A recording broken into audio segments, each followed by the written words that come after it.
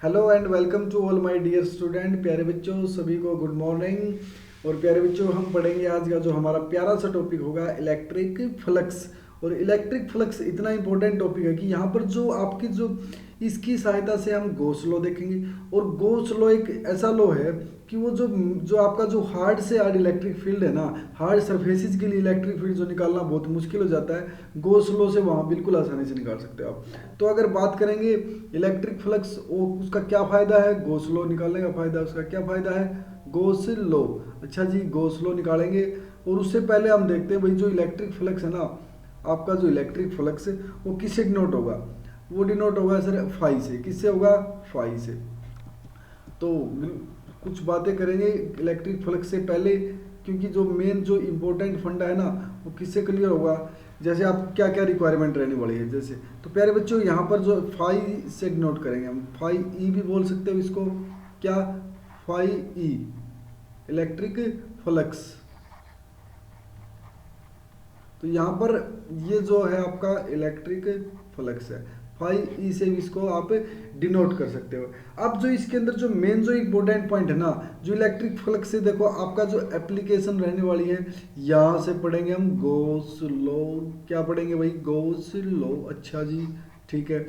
अब यहाँ से जो आपका जो इम्पोर्टेंट रहने वाला ना कि फाई, ठीक है, electric flux number of field line से होगा। अच्छा जी, वो तो हमने पढ़ ली। अब जो एक चीज़ जो हमें अभी नहीं पढ़ी है वो क्या नहीं पढ़ा है, अभी एरिया नहीं पढ़ा है हमने। क्या नहीं पढ़ा है, एरिया। अच्छा, क्योंकि इसके लिए आपको रिक्वायरमेंट होगी एरिया की। किसकी रिक्वायरमेंट होगी, एरिया की। अब उस एरिया को पढ़ने के लिए आप क्या बात करते हो, सर एरिया नहीं आता हमें। हाँ बिल्कुल नहीं, देखो बात करेंगे। देखो यहाँ पर सबसे जो मेन पॉइंट है ना, एरिया है ना, एरिया वेक्टर क्वांटिटी आपको पता होना चाहिए इस बात का।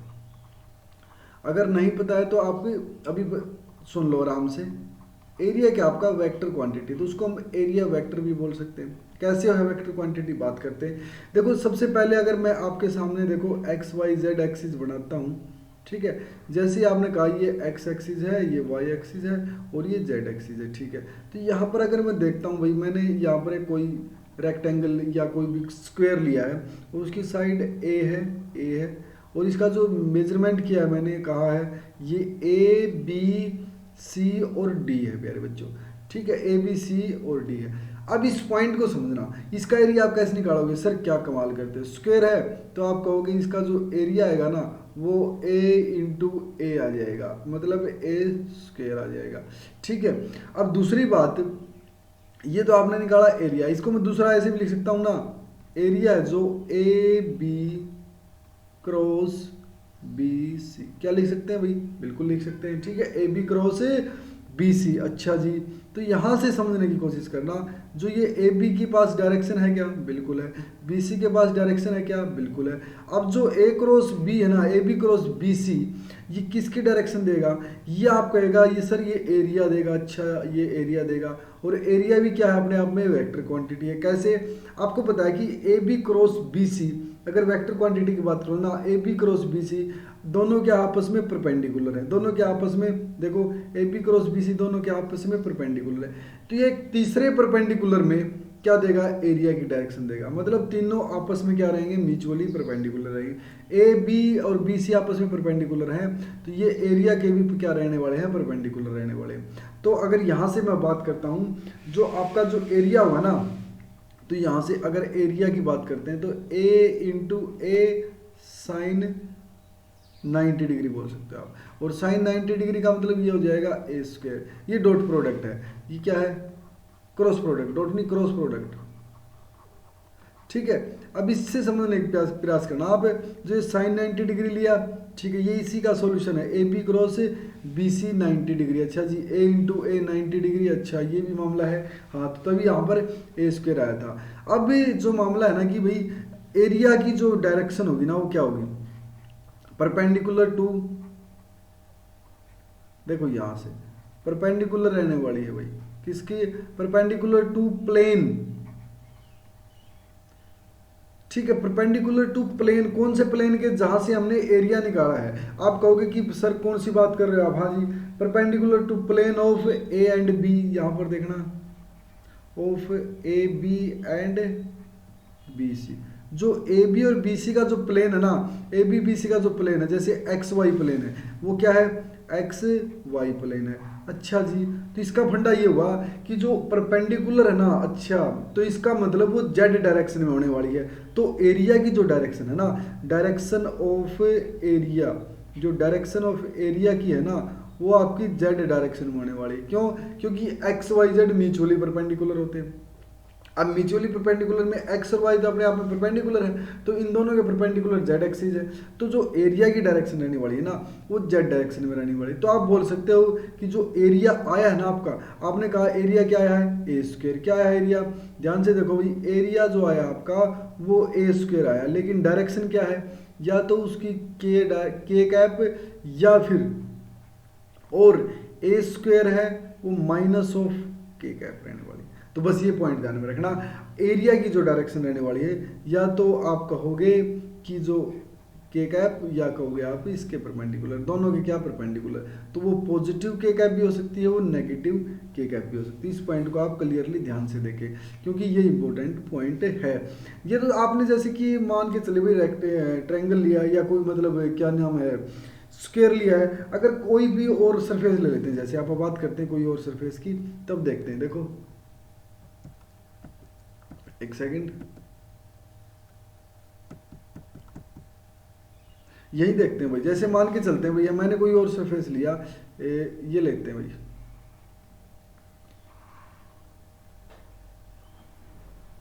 यहां पर X axis, Y axis, Z axis, ठीक है। आप कहोगे एक्स और जेड में मैंने ये ले लिया, सर्कल ले लिया, ठीक है, सर्कल ले लिया, तो आप फटाक से एरिया निकालोगे, इसका क्या हो जाएगा, ए पाई आर स्क्वायर। बट इसकी डायरेक्शन तो नहीं पता। आप कहोगे एक्स और जेड के अंदर है, एक्स और जेड के अंदर, तो आप कहोगे वाई अपर हो सकती है, वाई नीचे हो सकती है, ठीक है। तो आप कहोगे माइनस जे कैप भी हो सकती है, या पाई आर स्क्वायर जे कैप भी हो सकती है। इस पॉइंट को ध्यान में रखना, क्योंकि देखो ये वाई डायरेक्शन के साथ भी जा सकती है और नीचे भी जा सकती है, ठीक है। यहाँ से भी आप क्लियरली इसको फाइंड आउट कर सकते हैं। कोई और देखते हो, कोई भी पॉइंट आपके ध्यान में हो, जैसे अब एरिया वेक्टर की डायरेक्शन आपको दिक्कत नहीं रहने वाली, दिक्कत नहीं होनी चाहिए। देखो यहाँ पर जो मेन चीज़ है, जैसे आपने सिलेंडर ले लिया, ये तो 3D सरफेस में आ जाएगा। 2D सरफेस की बात करते हैं, 2D सरफेस के अंदर अब जो ये 2D सरफेस की आपने डायरेक्शन निकाली ना, जो आपका 2D सरफेस था, 2 डायमेंशनल है ना, ये आपके ओपन सरफेस बोले जाते हैं। क्या बोले जाते हैं? Open surface, open surface. और इनमें जो डायरेक्शन होती है ना, इनमें तो दोनों डायरेक्शन बताई जाएंगी, अपवर्ड भी डाउनवर्ड भी, पॉजिटिव भी नेगेटिव भी। लेकिन अगर मैं बात करूं 3D सरफेस की, 3D में केवल डायरेक्शन आउटवर्ड होगी, आउटवर्ड टू नॉर्मल होगी भाई, आउटवर्ड टू नॉर्मल होगी। बस ये पॉइंट आप क्लियरली समझ लेना, आउटवर्ड टू नॉर्मल होगी। कैसे होगी अभी मैं बात करता हूँ। जैसे कि मैंने कहा, जो मेरे पास एक 3D सरफेस लेता हूँ कोई, जैसे सिलेंडर ले लिया या क्यूब ले लिया, कोई भी आप कहोगे कि वही ले लेते हैं, दोनों ले लेंगे भाई। कैसे? आपने कहा कि भाई जैसे सर ये ले लेते हैं भाई सिलेंडर, अगर यहाँ पर सिलेंडर लिया, ये क्या होगा? 3D सरफेस हो गया। क्या होगा? ये 3D सरफेस हो गया। अब इसमें देखो, आउटवर्ड टू नॉर्मल। अब एक बात बताइएगा, जैसे कि यहाँ अगर इसका एरिया ये होगा, इसका एरिया ये होगा, तो एरिया वेक्टर डायरेक्शन ये होगी, परपेंडिकुलर टू एरिया, ठीक है। अब यहाँ पर अगर मैं एरिया निकालूं, जैसे मान के चलते हैं भाई, इसका एरिया निकाल दिया, इसका एरिया क्या आ गया भाई? 2 पाई आर एच, या जो कुछ भी है, मतलब आप मान चल, ठीक है, 2 पाई आर एच वगैरह जो हुई है। अब एक पॉइंट यहाँ से क्लियरली देखना कि जो मेन जो पॉइंट है ना आपका, जैसे 2 पाई आर एच ले लिया आपने, अब इसमें जो डायरेक्शन है एरिया की, परपेंडिकुलर टू प्लेन, ठीक है। जैसे यहाँ पर ये एक्स एक्सिस है, ये वाई एक्सिस है। अब इसमें जो रहने वाली है ना डायरेक्शन, जैसे कि ये आप आउटवर्ड बोल सकते हो, यहाँ पर ये आउटवर्ड टू द सरफेस, ये ऐसे, ठीक है, ये डायरेक्शन होगी आपकी आउटवर्ड टू द प्लेन। देखो यहाँ पर 90 डिग्री टू द प्लेन, ठीक है। तो इस पॉइंट को आप समझना, ओनली आउटवर्ड डायरेक्शन कंसीडर करेंगे 3D सरफेस के अंदर, ओनली आउटवर्ड डायरेक्शन कंसीडर करेंगे, ठीक है। जैसे यहाँ पर ये आपका मेन पॉइंट है। अब जैसे यहाँ पर इलेक्ट्रिक फ्लक्स की बार बार बातें हो रही थी, भाई इलेक्ट्रिक फ्लक्स है क्या, और इलेक्ट्रिक फ्लक्स में मेन जो फंडा है वो पढ़ना है भाई। देखो सीधी सी बात है, ये तो एरिया वेक्टर था भाई। यहाँ पर अगर आपको एरिया वेक्टर अगर अच्छे से नहीं लिखना आया तो वही दिक्कत हो जाएगी ना, क्योंकि बार बार आई जे के कैप में फंडा हो जाएगा कि भाई एरिया के साथ आई कैप जे कैप कैसे लगा दिया। ये सब समझना बहुत ज़रूरी था। अब मैं एक काम करता हूँ, कुछ एक्सपेरिमेंट देखते हैं। देखो यहाँ पर एक सरफेस लिया, ठीक है, और यहाँ पर भी एक सरफेस लेता हूँ, ठीक है।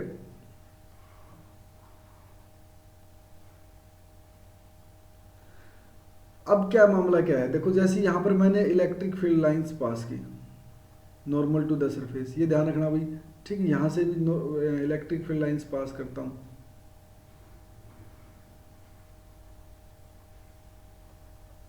ठीक है, और यहाँ भी इलेक्ट्रिक फील्ड लाइंस पास करता हूँ। अब जो जो मेन पॉइंट है ना आपका, अब इसको समझने की कोशिश करना, ठीक है। जैसे कि इलेक्ट्रिक फील्ड लाइंस पास की, मान के चलते हैं जो फाई है यहाँ पर 2 है, ठीक है। यहाँ पर फाई कितना है आप कहोगे 4 है, यहाँ पर फाई कितना है आप कहोगे 6 है, कितना है 6 है। अब जहाँ से देखो जो इलेक्ट्रिक फील्ड लाइंस है, जो इलेक्ट्रिक फ्लक्स है, number of electric lines passing through the surface perpendicular to the surface, आपका इलेक्ट्रिक फ्लक्स होगा, क्या होगा आप कहोगे नंबर ऑफ फील्ड लाइंस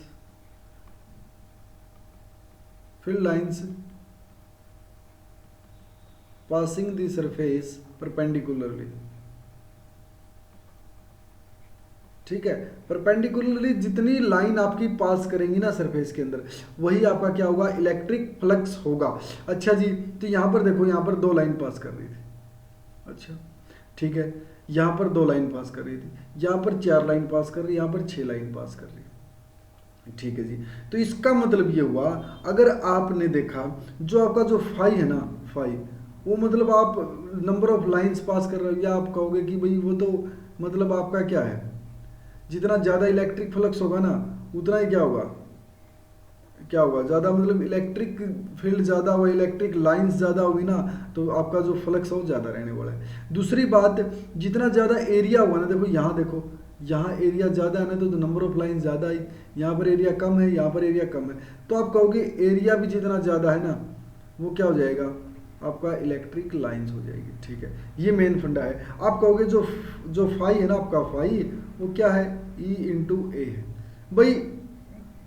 आपका अगर इलेक्ट्रिक फील्ड ज़्यादा है तो नंबर ऑफ लाइन ज़्यादा होंगे, नंबर ऑफ लाइन ज़्यादा होंगे तो इलेक्ट्रिक फ्लक्स ज़्यादा होगा। दूसरी बात, आपका एरिया ज़्यादा तो उसके अंदर जो number of lines crossing the surface है वो ज़्यादा होंगी, ठीक है, वो ज़्यादा होंगी तो वहाँ पर भी इलेक्ट्रिक फ्लक्स ज़्यादा होगा। तो मैं बोल सकता हूँ कि दोनों के ऊपर वो डिपेंड करती हैं। दूसरी बात, E और A आपका जो आया, इसमें हमने बोला गया है कि जो ये लाइंस है ना हमेशा किस में पास करेंगी, number of field lines passing through the perpendicularly, क्या पास करेंगी परपेंडिकुलरली। अच्छा जी, तो इसके लिए जो इंपॉर्टेंट पॉइंट हो जाएगा ना, इस डायरेक्शन को मेंटेन करने के लिए यहाँ पर आप कहोगे ई ए कोस थीटा, क्या हो जाएगा ई ए कोस थीटा। ये आपका जो पॉइंट है ना, ये क्लियरली समझ लेना कि भाई आपने कहा कि जो ये नंबर ऑफ लाइंस है ना पासिंग थ्रू द सरफेस, जैसे मान के चलते हैं एक आपने सरफेस लिया, ठीक है, इससे लाइन ये ऐसे चली गई, ठीक है, लेकिन हमें तो कैसे पास करवानी है, हमें करवानी है परपेंडिकुलरली। तो आप कहोगे इसके 2 कंपोनेंट, एक कंपोनेंट इसका ये और एक कंपोनेंट इसका ये, तो ये कंपोनेंट क्या हो जाएगा ई कोस थीटा और ये क्या हो जाएगा ई साइन थीटा। हमें चाहिएगा ये, तो ई कोस थीटा तो ले लिया हमने, और किसको पास कर रहा है, ये एरिया को पास कर रहा है, ठीक है जी। तो ई कोस थीटा इंटू एरिया, तो ये आपका सफिशिएंट कंडीशन हो जाएगी। और अगर 90 डिग्री है तो ये थीटा 90 डिग्री हो जाएगा, तो ये ई इंटू ए हो जाएगा। वही बात, लेकिन कोस थीटा लगाने से हमारी कंडीशन फुलफिल हो जा रही है। अगर आपका थोड़ा सा भी एंगल अगर आपका चेंज हो रहा है तो मतलब इलेक्ट्रिक फ्लक्स लाइन की डायरेक्शन चेंज हो रही है, बस वही ध्यान में रखना है, ठीक है। तो अभी पॉइंट की बात करते हैं, वही जो इलेक्ट्रिक फ्लक्स लाइन है वो समझते हैं। अब पूरा कंप्लीटली आपको समझ में आएगा कि हम इसके अंदर क्या क्या पढ़ने वाले हैं, ठीक है। जो मेन आपका जो इलेक्ट्रिक फ्लक्स है फाई से डिनोट होगा, एरिया वेक्टर की रिक्वायरमेंट होगी, जितना ज़्यादा एरिया होगा उतना ही ज़्यादा क्या होगा, इलेक्ट्रिक फील्ड लाइंस उसमें पास कर पाएंगी, और जितनी इलेक्ट्रिक फील्ड लाइंस पास करेंगी उतना ज़्यादा क्या होगा, फ्लक्स होगा। तो फ्लक्स आपका इलेक्ट्रिक फील्ड पे डिपेंड करेगा, जितना ज़्यादा इलेक्ट्रिक फील्ड आपको उतनी ही क्या होगी, इलेक्ट्रिक फ्लक्स होगा। जितना बड़ा एरिया होगा वहाँ पर उतनी ज़्यादा लाइनें आपकी क्या कर पाएंगी, पास कर पाएंगी। ये पॉइंट था भाई, कोई ज़्यादा इंपॉर्टेंट, इसमें कोई ज़्यादा बड़ी दोहराई वाली बातें है भी नहीं, ठीक है। तो इसको समझने की कोशिश करना। जैसे electric field lines, total number of lines of force या electric field lines passing normally through the given area, और वो एरिया क्या हो आपका, वो एरिया आपका एरिया वेक्टर हो। अच्छा जी, एरिया वेक्टर भी आज अच्छे से समझ लिया अभी, बिल्कुल। देखो अब ये कहा इसने कि जो मैं थोड़ा सा एक पॉइंट लेता हूँ, एक एरिया, छोटा सा एरिया लिया मैंने डीएस, और उस डीएस एरिया में मैं इलेक्ट्रिक फील्ड लाइंस पास करता हूँ। मैं क्या करता हूँ, इलेक्ट्रिक फील्ड लाइंस पास करता हूँ, ठीक है जी। तो यहाँ पर देखो ये इस एंगल से पास करवा रहा है, इस एंगल से पास करवा, लेकिन मुझे तो नॉर्मल चाहिए ना, तो क्या हो जाएगी, ई कोस थीटा, बस यही पॉइंट है। मुझे क्या चाहिए, डी एस, ई कोस थीटा, क्या चाहिए, ई कोस थीटा। तो डी फाई क्या हो जाएगा मेरा, E D S cos theta. अगर वही बात है ना, नॉर्मली पास करवानी है, क्या करवानी है, नॉर्मली पास करवानी है, तो क्या हो जाएगा, ये ई डॉट डी एस हो जाएगा, क्योंकि थीटा क्या हो जाएगा, 90 डिग्री हो जाएगा। क्या हो जाएगा, 90 डिग्री। तो ये क्या हो जाएगा, ई डॉट डी एस। देखो यहाँ पर small electric flux for small area, इस पॉइंट को ध्यान से समझना कि यूनिफॉर्म इलेक्ट्रिक फील्ड दिया हुआ, electric flux through a plane surface of the area. जो फाई है ना आपका, फाई का मतलब स्मॉल फ्लक्स था आपका, क्या था, स्मॉल फ्लक्स, उसको इंटीग्रेट कर दीजिए, क्या कर दीजिए, इंटीग्रेट। तो क्या हो जाएगा, पूरे सरफेस के लिए हो जाएगा। अच्छा जी, तो उसको इंटीग्रेट करेंगे तो हम ई डॉट डी एस को भी इंटीग्रेट करेंगे, तो फाई की वैल्यू क्या हो जाएगी, ई इंटीग्रेट, तो डी एस का क्या हो जाएगा, पूरा सरफेस एस हो जाएगा, तो ई डॉट डी एस, तो यहाँ पर ई एस कोस थीटा। तो यहाँ पर जो आपके सामने है ना इलेक्ट्रिक फ्लक्स, ज़्यादा लंबी चौड़ी कहानी है नहीं, आपने क्या करना, बस आपने कहा कि भाई number of field lines passing through the cross है, number of field lines passing through the cross area, जैसे यहाँ पर ज़्यादा तो यहाँ और ज़्यादा करेंगी, ठीक है। देखो बस इतना सा फंडा है। अब आपको पता है कि यहाँ पर इलेक्ट्रिक फील्ड लाइंस कम थी, यहाँ पर ज़्यादा थी, तो जितना ज़्यादा इलेक्ट्रिक फील्ड लाइंस उतना ज़्यादा, जितना ज़्यादा एरिया इतना ज़्यादा electric field line. E dot ये निकाल सकते हो आप, ई डॉट डी एस बोल सकते हो, एक ही बात है, ई डॉट डी ए। तो यहाँ पर ये था छोटा एरिया के लिए, बड़े एरिया के लिए। यहाँ पर आपने स्मॉल एरिया लिया, भाई स्मॉल एरिया में से कितनी पास हो रही, तो ये डी एस ले लिया आपने, ठीक है। तो डी एस लोगे तो यहाँ पर डी फाई भी ले सकते हो। अगर फाई लेना है तो आपको उसको इंटीग्रेट कर दो, और किसको, डी फाई को, ठीक है। और डी फाई की वैल्यू आपके सामने गिवन थी, ज़्यादा इसमें लंबी चौड़ी दोहराई वाली बात है नहीं। एमसीक्यूज देखते हैं फटाफट, यहाँ से देखिएगा सबसे सामने आपके जो इलेक्ट्रिक फ्लक्स है is defined as the number of lines of force passing through the surface. अच्छा भाई इलेक्ट्रिक लाइंस ऑफ फोर्स है ना, वो कैसे नॉर्मल को पास करें, सरफेस को पास करेंगी, सर ये तो 90 डिग्री बताया था आपने, बिल्कुल, तो नॉर्मली बोल देते हैं भाई, ठीक है। यहाँ से भाई इलेक्ट्रिक फील्ड लाइंस है वो बिल्कुल नॉर्मली पास करेंगी, ठीक है, सरफेस के नॉर्मली पास करेंगी, ये ध्यान रखना, ठीक है। तो ये नॉर्मली पास करेंगी, तो यहाँ ध्यान रखना जो फाई है आपका ई ए कोस थीटा, ई ए कोस थीटा, बस ये मतलब बार बार लिख के देखोगे ना तो वो अपने आप फिर आप भूल ही नहीं पाओगे, ठीक है। तो इलेक्ट्रिक फ्लक्स क्या है, area defined as the product of area and electric field. अच्छा जी, अब एक बात बताइएगा, एरिया और इलेक्ट्रिक फील्ड, एरिया और इलेक्ट्रिक फील्ड का क्या है, देखो फाई क्या है, ई ए है ना, ई ए, ठीक है। और इसमें आप देखोगे ई ए कोस थीटा बोल देते हो, ये क्या है आपकी डॉट प्रोडक्ट, क्या है, डॉट प्रोडक्ट। इसको हम दूसरा नाम स्केलर प्रोडक्ट भी देते हैं, क्या देते हैं, अगर आपको ध्यान रहे तो ये इसको बोलते हैं स्केलर प्रोडक्ट। अच्छा जी, तो स्केलर प्रोडक्ट नाम से पता चल गया, स्केलर प्रोडक्ट फाई के लिए है, तो फाई के लिए स्केलर प्रोडक्ट का मतलब यहाँ पर आपकी ये स्केलर क्वांटिटी होगी, क्या होगी, स्केलर क्वांटिटी। तो जो आपका फाई है ना, फाई वो क्या है, स्केलर क्वांटिटी होगी, क्या होगी, स्केलर क्वांटिटी, ओके। या फिर आप दो वेक्टर की आप डॉट प्रोडक्ट क्या होगी, एक स्केलर क्वांटिटी देगा, ये भी आप हमेशा ध्यान रख सकते हो, ठीक है। तो ये प्यारे बच्चों आपका जो था इलेक्ट्रिक फ्लक्स था। नेक्स्ट लेक्चर के अंदर बात करेंगे गॉस लॉ के अंदर, बहुत ही इंपॉर्टेंट, वेरी वेरी इंपॉर्टेंट। देखो इस चैप्टर में 2-3 टॉपिक बहुत इंपॉर्टेंट है, जैसे कि आपने कहा कॉलम्स लो, उसके ऊपर न्यूमेरिकल, गोस लॉ, उसके ऊपर न्यूमेरिकल, ठीक है, इलेक्ट्रोस्टैटिक, पोटेंशियल और कैपेसिटर। 4 टॉपिक बहुत बहुत इंपॉर्टेंट है। बाकी जो इनके एप्लीकेशन है वो पढ़ते रहते हैं, लेकिन ये 4 टॉपिक आप पढ़ोगे नहीं तभी तो जाकर के इनके सब टॉपिक आप नहीं पढ़ पाओगे, ठीक है। तो प्यारे बच्चों, आज का जो लेक्चर था इलेक्ट्रिक फ्लक्स के ऊपर, आई होप आपको बहुत अच्छे से समझ में आया होगा। Electric flux, number of field lines passing through the curve surface normally अगर किसी सरफेस को इलेक्ट्रिक फील्ड लाइंस पास कर रही हैं, दैट इज इलेक्ट्रिक फ्लक्स।